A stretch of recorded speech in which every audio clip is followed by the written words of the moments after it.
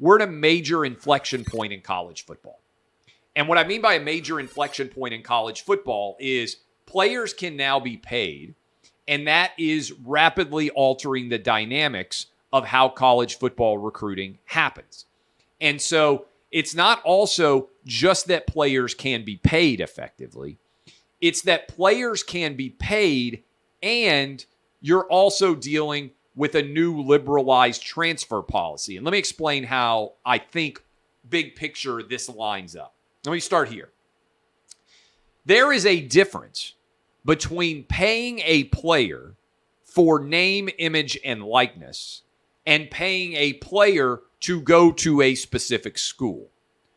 But it is a very subtle difference that can be easily lawyered up. And let me explain what I mean by that. You can say, hey, you're deciding, let's say, between Alabama, Texas A&M, and Ohio State, okay? You're making a choice between those three schools. Someone in the player's family, someone who is affiliated with the player, can say, you know what, we really like Alabama, we really like Texas A&M, we really like Ohio State, but we want to be paid what this athlete is worth. What kind of guarantee can you provide to us if we come to your school? Well, they can say, hey, we'll give you $1 million.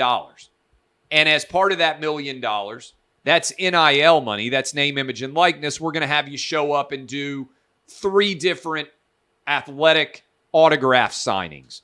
We're going to put you on a billboard because we got a new deal with a local car dealership. And we're going to, whatever those things are, right? The problem here is it's not necessarily grounded in economic reality.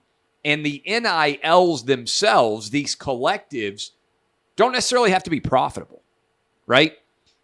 Because it's going to be hard to get back $1 million for some of these athletes in name, image, and likeness value. So effectively what's happening is NIL collectives are guaranteeing players money if they go to a particular school with no particular guarantee that that money is ever going to be made or paid back. In which case, it's a no-risk proposition for the player because he's selling his NIL rights effectively for signing with a school. So while you're not supposed to be able to pay a player to go to a school, selling NIL rights before a player effectively sets foot on that campus is a default sell for signature situation. And I don't know any way that the NCAA or any other entity can come in and lawyer that in such a way that that is not permissible to occur, right? That's what I mean. Adroit lawyering makes effectively 17 and 18-year-olds who want to go to a particular school able to sell their signature to go to that school. So that's one. Second part of this is we have created a free transfer situation.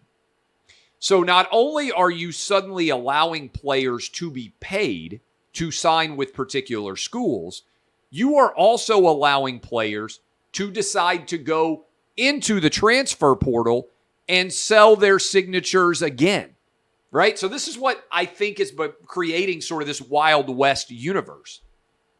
Because you have a 17-year-old, let's say you're a 5-star. You can sell your NIL rights effectively to a big program as a 5-star. If you're a quarterback, get several $1 million, sign, go play for a year, and if you dominate, you could go into the transfer portal and resell your rights. So you have basically free agency in high school, and then you have the opportunity to be a free agent after your freshman or sophomore year all over again, and you can go to a brand new school and never have to sit out. So it's not only recruits getting paid, it's that if you go to a school and you are successful, you can get paid after that. Now, the combination of the two has effectively ended forever the fig leaf that major college athletics is anything other than a professional sport. In fact, what you are starting to see is some guys are going to make more money in college athletics than they are actually as professionals. That is, used as an example, what's going on in Kentucky basketball right now. They've got a big player in Oscar Tshiebwe who is going to make more money playing basketball next year for Kentucky than he would if he were in the NBA. And we've never seen anything like this before. And so if you are a really successful coach like Nick Saban under the existing formula, you don't necessarily like the paradigm shift that is in play. Now, I'm a capitalist, so I think people should be able to make as much money as they possibly can. But what we're seeing right now in this Wild West era is it's hard to peg value on players. Because the way that I would think about this, take it outside of college athletics. Effectively, a 17-year-old recruit is like a company that is raising venture capital money. And when you are bidding big dollars on 17-year-olds, a lot of those 17-year-olds are going to bust, and they're not going to pan out. And what you're seeing happen in the larger stock market right now is a lot of these venture capital funded, they call them unicorns, with billion-dollar valuations, you're finding out don't actually have the revenue to justify the valuations that they have gotten. And so the free market is selling back, and it's becoming harder to raise money because those companies were overvalued in a low interest rate environment. So from an interesting perspective, what we don't have yet in college athletics is we don't have the companies that are going bankrupt. What is going to happen almost assuredly is some young guys are going to get millions of dollars to go to a school. And then they're going to get on campus and they're going to test positive for drugs and they're going to get kicked out of school. Or they're going to get arrested for some violation and they're going to get kicked out of school. Or they're going to go to campus and just not be very good. Some 5 stars don't pan out at all.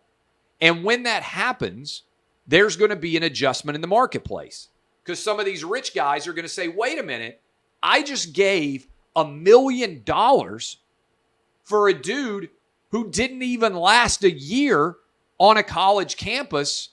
I'm not going to give $1 million to the next guy who's looking for it. That's how markets work. So we really don't know what the overall valuation of a top player is until we start to see how these early NIL deals pan out. Now, some of these young companies are going to turn into the college football equivalent of Amazon, right? Some of these young kids. Cam Newton cost $180,000 allegedly to go to Auburn. If that were true, $180,000 is the greatest buy in the history of the state of Alabama. Because Auburn went 14-0 and won a national championship with Cam Newton. And if they didn't have him, that was probably an 8-5 team. So while you're going to have some guys who sell for too much, you're going to have some guys who sell for too little. And figuring out what the right market value is for top college athletes is going to be interesting. And that is what we are seeing create so much of a conflict right now. There are a lot of coaches out there that say, man, the reason why I went to college football was so I wouldn't have to deal with all the egos that come from pro athletics.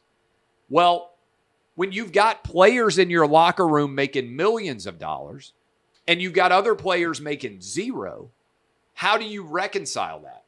More difficult question. What happens if a player has a multi-million-dollar NIL and he gets beaten out by the guy who doesn't have the multi-million-dollar NIL? These are not questions that college coaches have had to grapple with like they have in pro sports for a long time.